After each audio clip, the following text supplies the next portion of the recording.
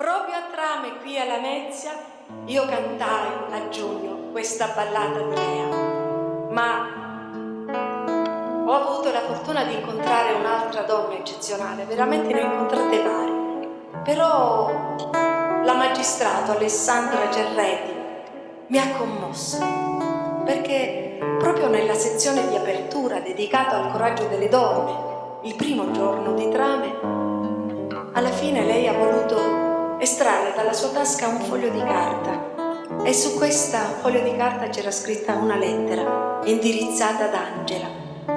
A scriverla era Giuseppina Pesce, altra donna coraggiosa di Rosarno, anche lei sfortunata perché nata in una delle famiglie 'ndranghetiste più importanti del mondo, più potenti, più violenti. A 13 anni si è sposata Giuseppina, così come può fare una tredicenne, e ha avuto 3 figli. Man mano si è accorta però che la vita che lei sperava di vivere non era quella. C'era troppo odio, troppa violenza, troppo sangue, troppe bugie, troppe paure. E i suoi figli stavano crescendo in questo clima disumano.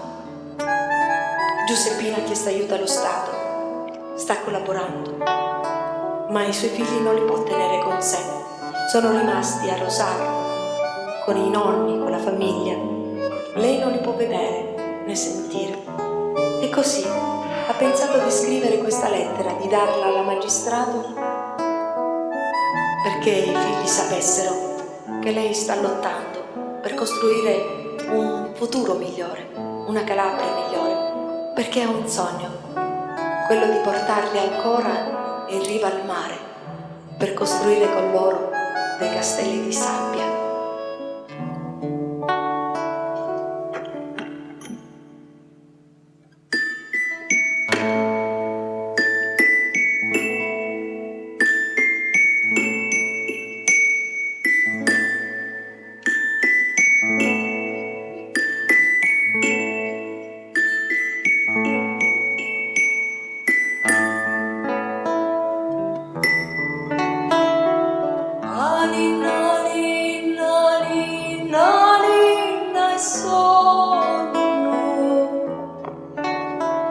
Sta piccioletta mia, lavoro e dormo, lo vedere la mamma si tu piglia, fa notte scura sì come una stilla,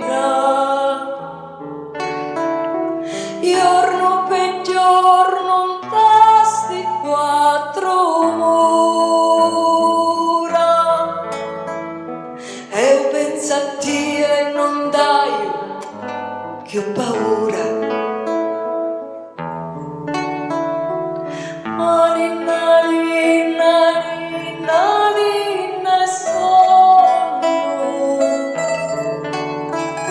Sta piazzoletta mia, la curvo e dormo, la mamma ti va bene a currucori, a chi tu religenti su paroli, la mamma ti va bene veramente, a chi tu religenti non è niente.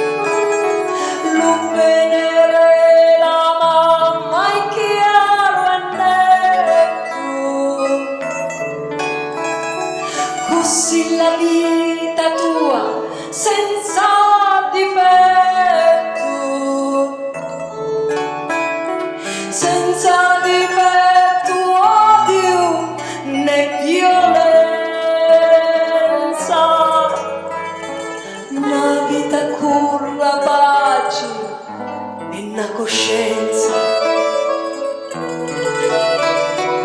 Nani, nani, nani, nani, na sola. Sta pizzolinga mia, la corco attorno. Va lo sonno ca domani a mare. Si vorrà Madonna taglie